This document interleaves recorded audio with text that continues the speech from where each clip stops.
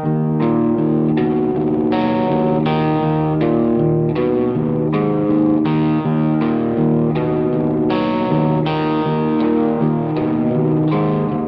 that metronome I hear? Perhaps the end is drawing near. You never hear the shot that takes you down. Out of time, so say goodbye. What is yours now is mine. And I dream broken dreams, I make them come true. I make them for you.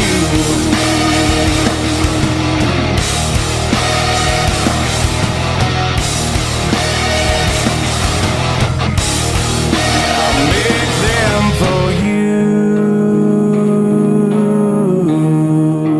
Hello everyone and welcome to Kicking Scoops. I'm your host, Trippy Gretch, the sole admin of AFL information, trade rumours and results. We've got a very loaded show for you guys and girls today. We've got the world famous segment, Scoops Goes Bang.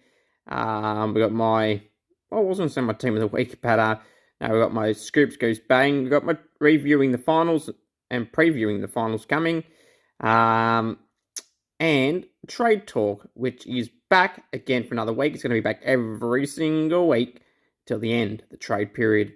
I'm thinking maybe during the trade period itself, in that 1.5 week window, 2 week window, I may do a daily video.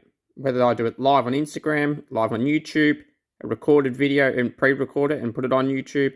I'm still figuring all that out. And guests too. I'm still trying to get some guests on the show. So I'm trying very hard to get more guests. It's a bit hard at the moment.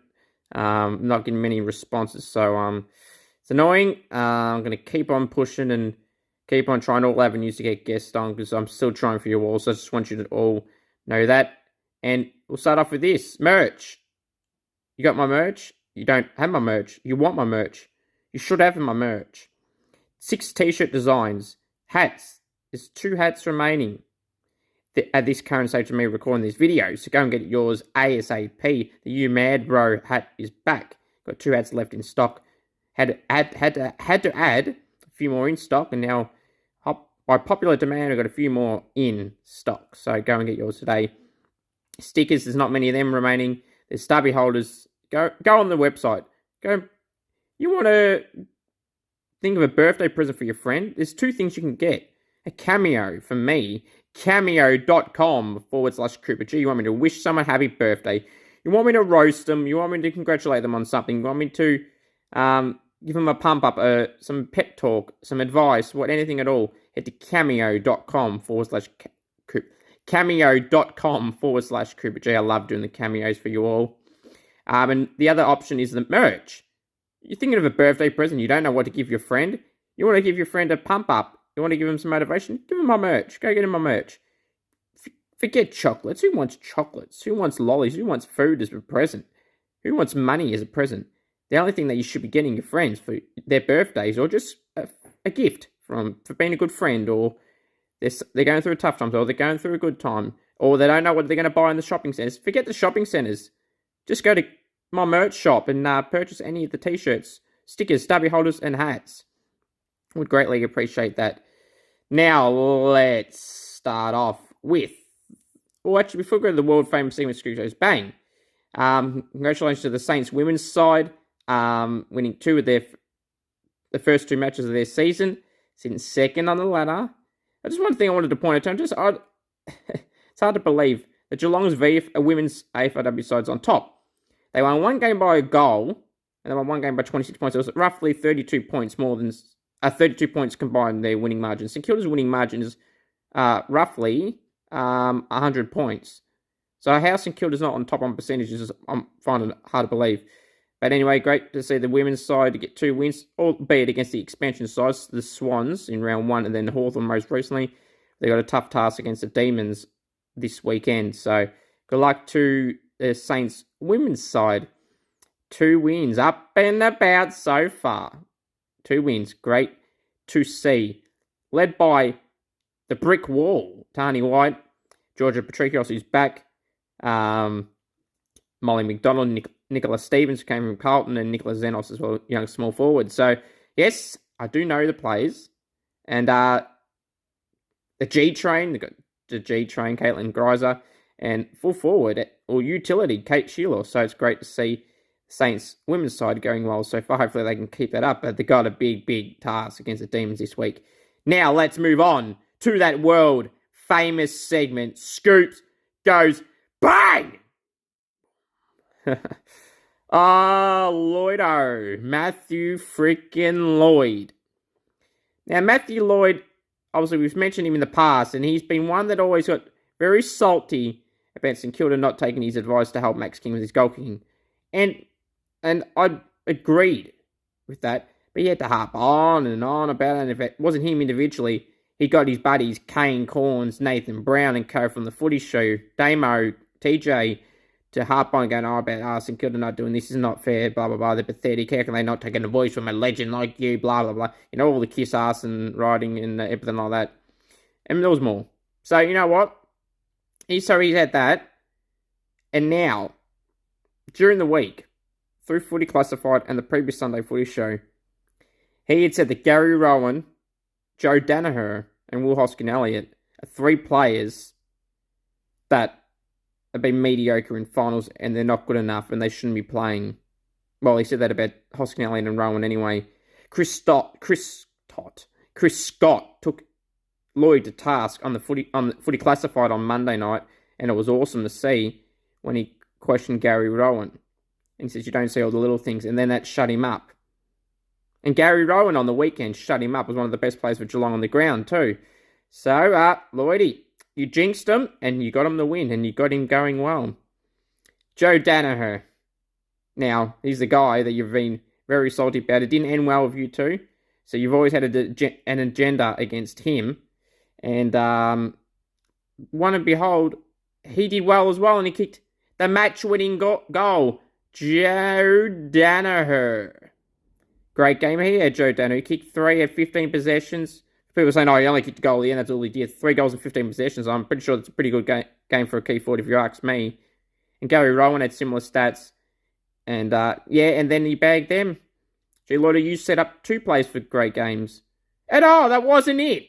Hoskin-Elliott, now, he didn't have as big of a game as Rowan and Danaher did. But he still had a pretty solid game as well and kicked a goal. So, seriously, Lloydo, I think you need to tone it down a little. You're getting a bit like you made Volcano, Kane Corns. You've been stick with him too much, I think. And just simply lift your game. Now, that's a short edition of the world-famous segment, Scoops Goes Bang. Boom. Now, we're going to talk about the finals. And firstly, we'll go through them right now. And it started all the way back on Thursday night. It was the Lions against the Richmond Football Club in an elimination final, and what ended up being Shane Edwards' last game. Will it be Dustin Martin's last game for the Richmond Footy Club or in general as well? Time will tell. But yeah, Richmond are out. Brisbane are in. They have the mighty roar at the Gabba, and they were up and about with the Brisbane Lions faithful, and so they damn well should. All the media had written them off, going up. They're going to walk away for another loss in the final, blah, blah, blah. Fagan should be in trouble, blah, blah, blah.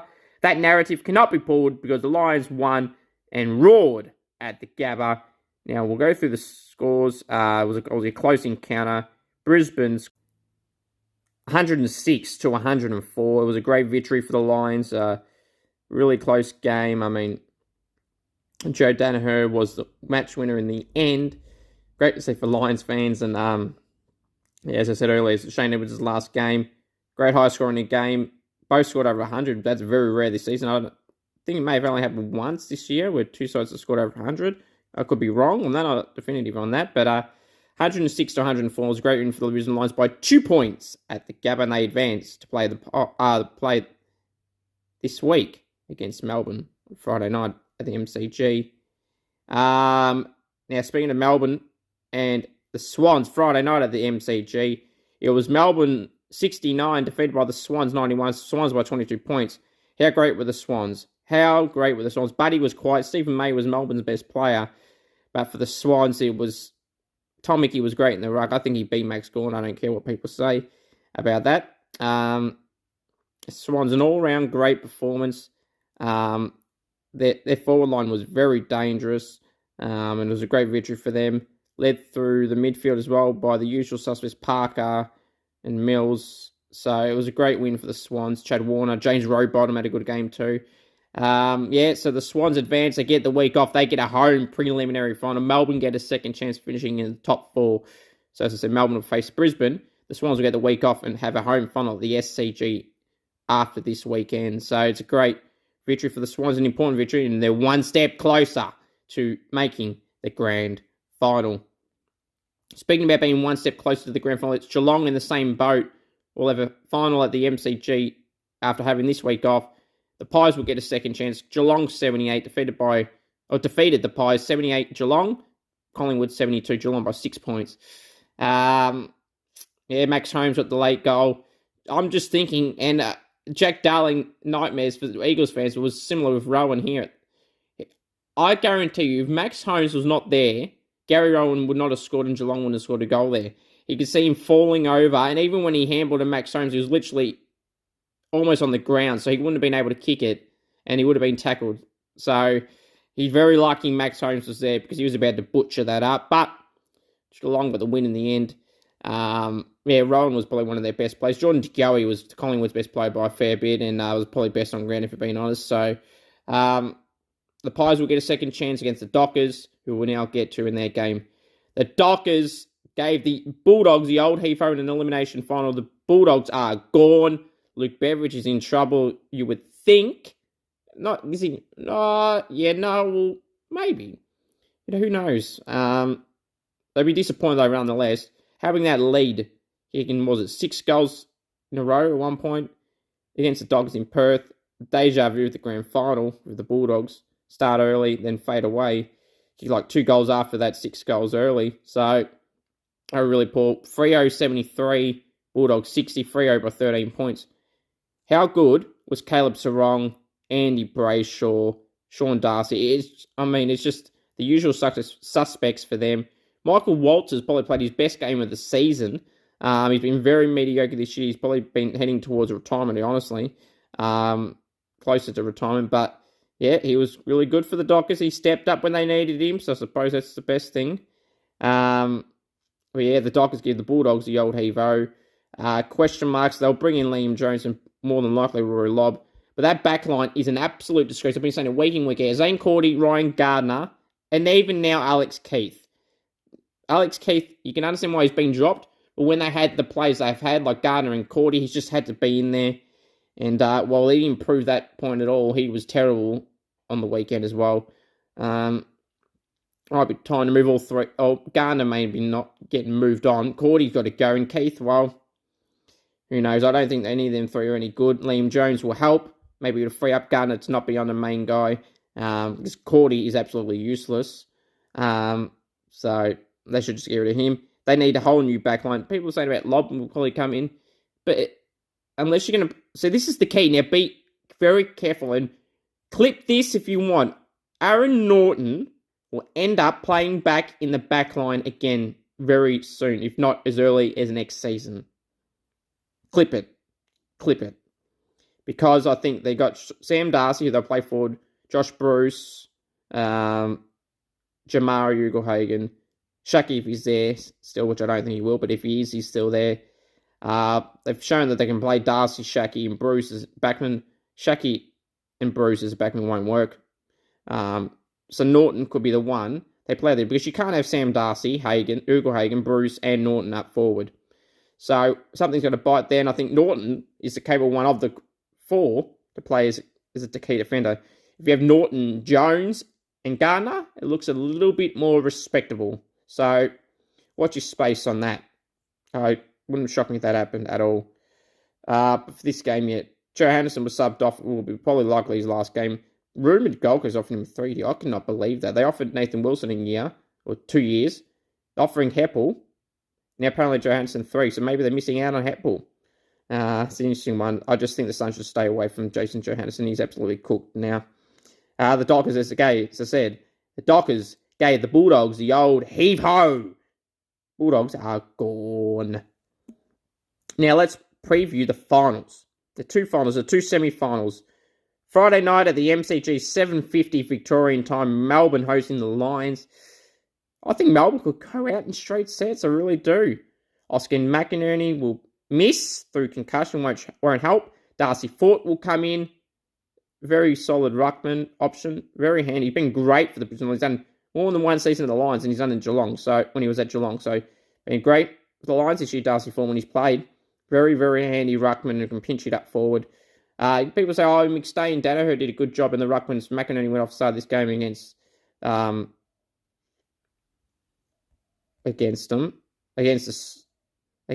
Richmond Footy Club in Nankervis.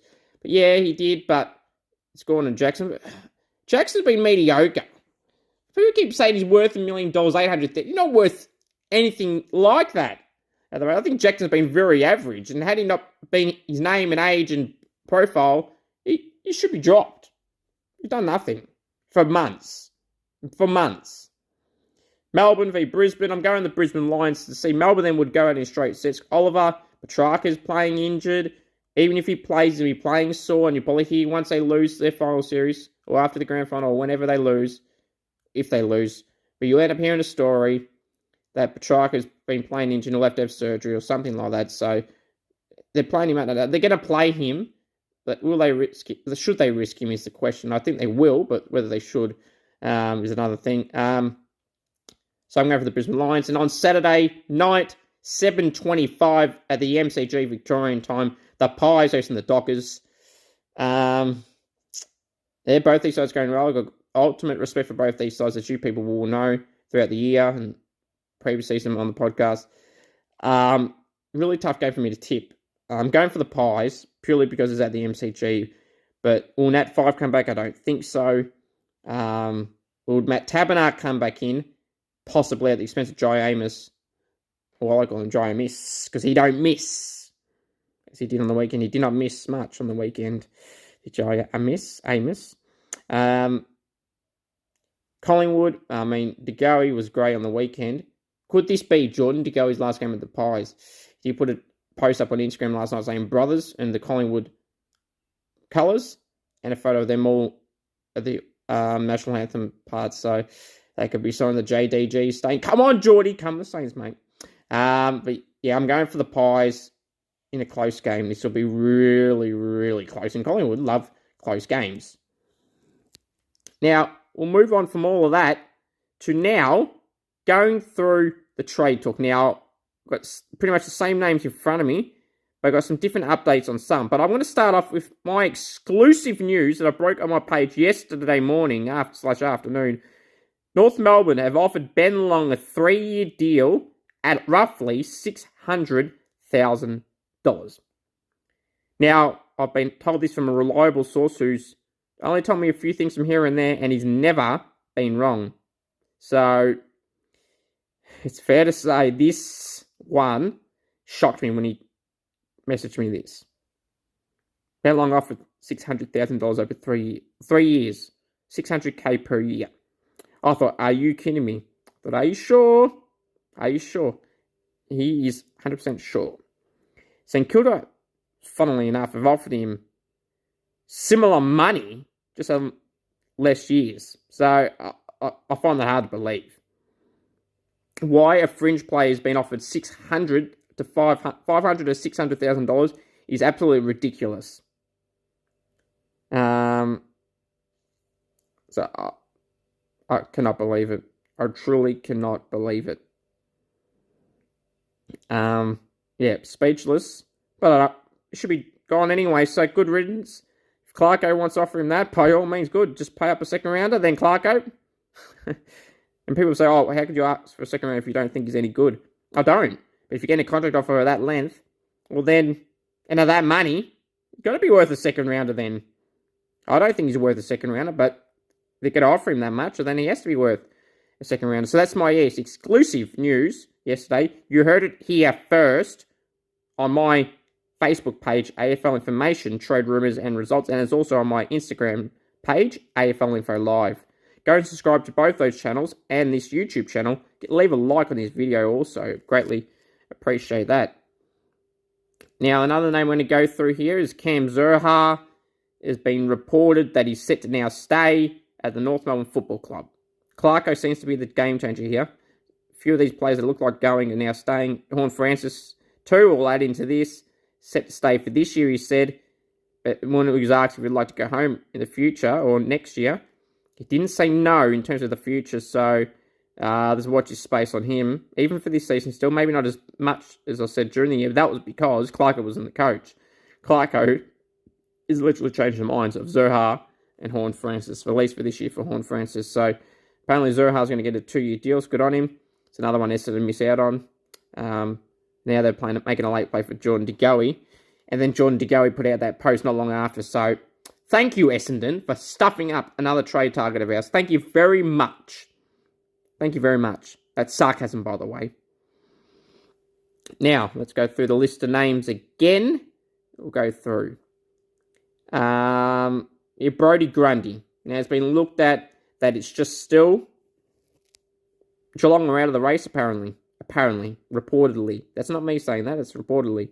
So, it's an interesting one. I think I've said from the get-go, he's going to stay. I'll be shocked if he leaves. And if he leaves, it'd be more Collingwood pushing him out than him wanting to leave. He wants to stay. They should keep him. I still think Darcy Cameron is a risk to keep as your main ruck and have pretty much no depth. That's what you lost Max Lynch for. So, it makes no sense to get rid of Brodie Grundy. So, I don't like it. If they do that, I'd be very questioning their work there. They can't get rid of Brodie Grundy. Melbourne's the only other club linked, and again, how can they afford him? You got Oliver, Petrarca, Gawn, May, Lever on big money. Probably Tom McDonald on decent money as well, and Ben Brown. So, yeah, and there's probably someone missing as well. So, Angus Brayshaw. So, you know, it's just ridiculous how they could afford him. Maybe they got the unlimited salary cap like Geelong. I don't need to really mention these guys again, but I'll just mention it if you'd have missed it somehow. Carl Amon nominated the Hawks as a free agent a few weeks ago. Isaac Rankin nominated the Crows. I mentioned De Goey. Tim Taranto, been reported at Sam Edmund and John Ralph that Tim Taranto has chosen Richmond. It'll be announced imminently. And John Ralph is adding that's a 7-year deal at $750,000. Tim Taranto's a great player. The money's about right, but 7 years? The club's not learned from these long-term deals, 6, 7, 5 years even. Maybe not 5, but more so 6 and 7. Look at the Grundy. We just talked about Grundy on the long-term deal. Players that are on long-term deals. Melbourne gave about 3 players to 6-year deals. Petrarca, Oliver, and Brayshaw. Like, it's ridiculous. 5 max. 5 max. You've seen players given long-term deals and butcher it a year in and not perform to the contract they got. It's like they got complacent. The clubs are coming back to bite them in the arse. So Tim Taranto is set to join Richmond, reportedly. Now, talks about wasting money. Brad Hill, at the time, he was worth the money. It's funny. His good mate, Paddy Wright, is retired. And Ben Long is set to leave. And he's set to join Ben Long in North Melbourne. Good riddance. I was a big defender of Brad Hill. When he joined, I thought it was a great move at the time. But he's had some good patches of form for St Kilda, but a lot of them have not. Definitely not at that pay level of 900,000. So, set to join North Melbourne. Good luck to him, I suppose, at another club. Freo, he's been at Hawthorn. St Kilda, now more than likely a 4th club in North Melbourne. He's doing the Tom Hickey merry-go-round. But Tom Hickey's doing well at the moment. It's a difference. Luke Jackson, he's still going to Fremantle, but I would not be paying him anywhere near $1 million. Rory Lobb, kind of mentioned a bit before, set to join the Western Bulldogs. St Kilda is still making a play for Rory Lobb to possibly try and convince him. He probably will still join the Bulldogs, but St Kilda is still giving him that option, so that's one I'll keep an eye out for. Now, I mentioned about Jordan De Goey before. I've got an exclusive for the show. Jordan De Goey is very likely to stay at Pie, not just because of his post, and not just because Essendon tried to get him, but I've been told from my sources that St Kilda have offered him a certain amount of money.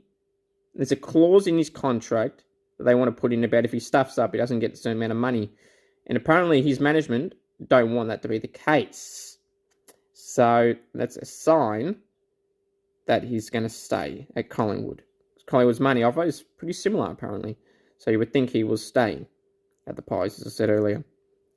That's an exclusive for you here. You heard that first also. Dropping exclusives left, right, and centre tonight. Josh Dunkley set to join Port Adelaide or Brisbane. Reportedly, Port Adelaide in the favourite. He won't be at the Bulldogs. He won't be there. I'll be shocked if he stayed. Essendon missed out on him last year. I think he's going, though, for sure this year. He wanted to last year. Todd Goldstein, still a question mark. I think he may leave. St Kilda's got to make a play for Todd Goldstein. If they haven't already, they've got to. They absolutely have to. Just do it. Dan McSay, he's going to the Pies. Bobby Hill, who Essendon missed out on last year, set to join the Pies, who were always interested in him last year. There's Craig McRae, exclusively reported on my podcast the first time he came on, and the second time. Now,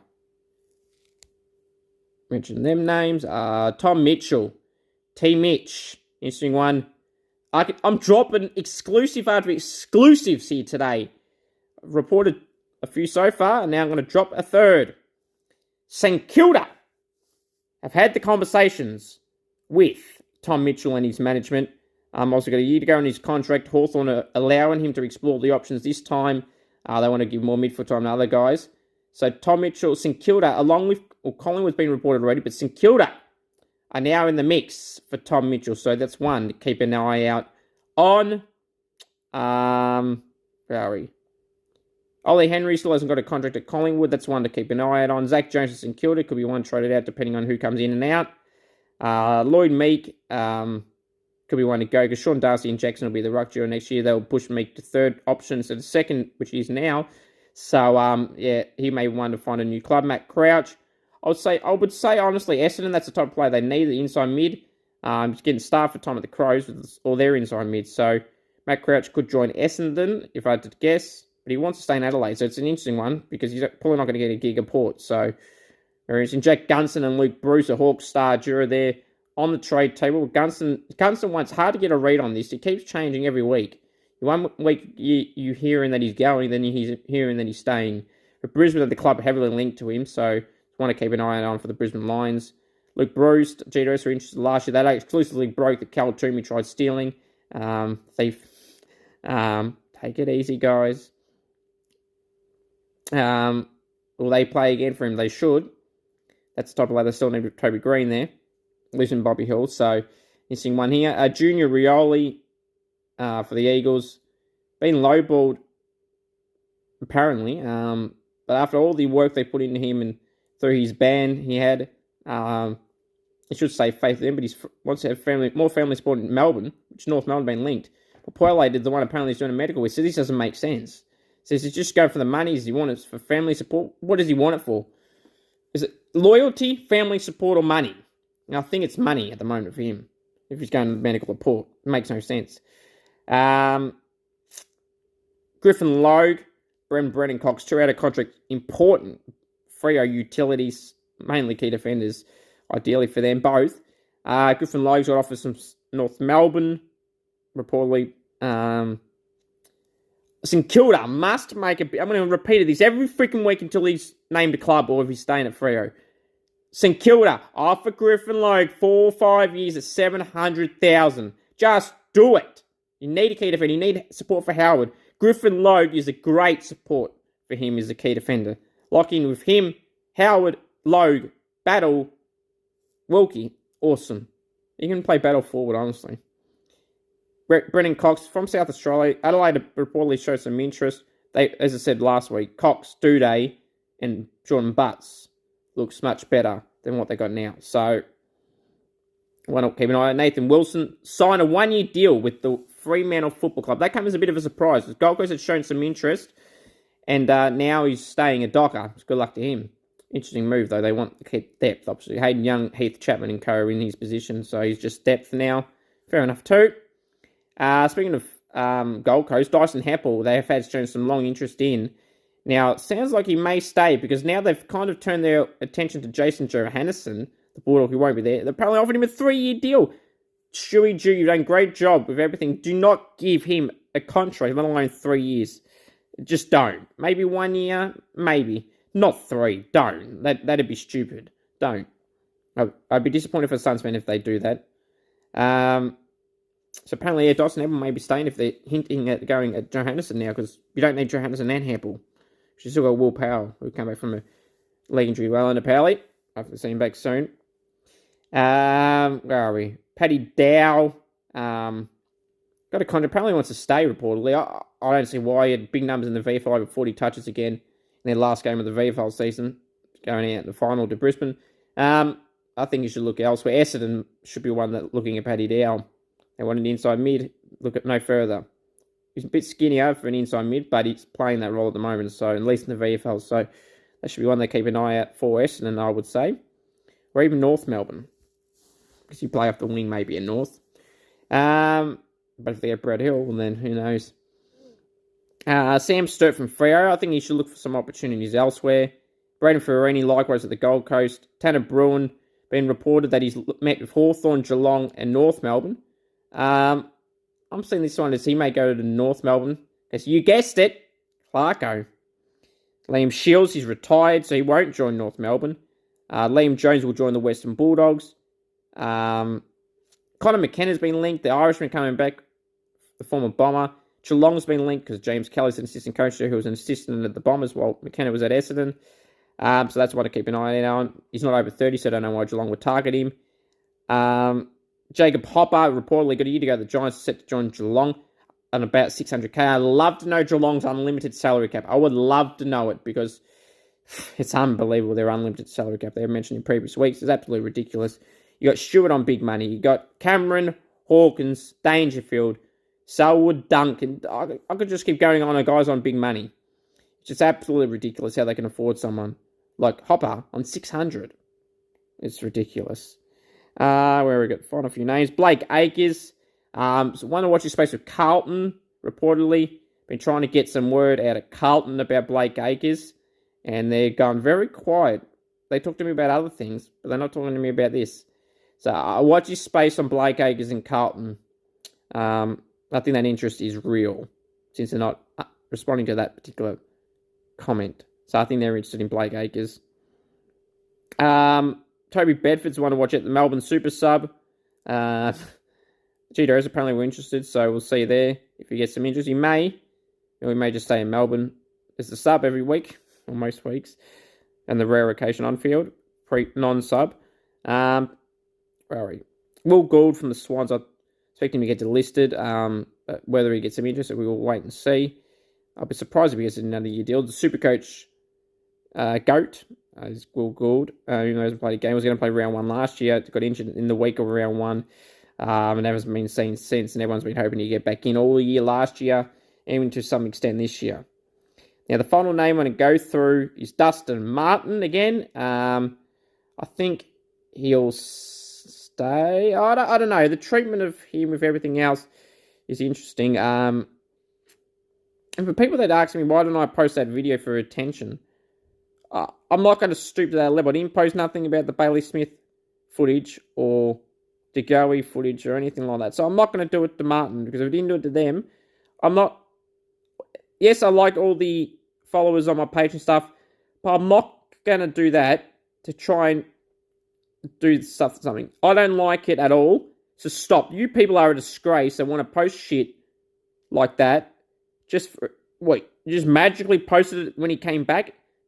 People know I'm not a fan of Dustin Martin, the footballer. But the people have got to show him some respect. That is absolutely pathetic. To you trolls, lift your freaking game. Now, that in terms of this, in terms of his trade, I honestly think he may retire. I really do.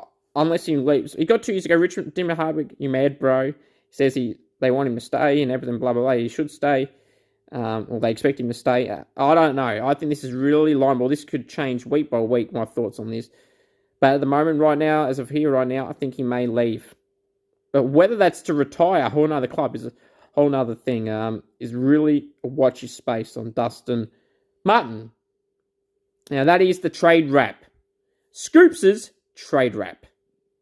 Or Scoops' trade talk. What name do you think I should call it? Scoops' trade talk, Scoops' trade wrap, trade talk. What should I call it? I'm thinking Scoops' trade talk. Scoops' trade chatter. Put all your suggestions below.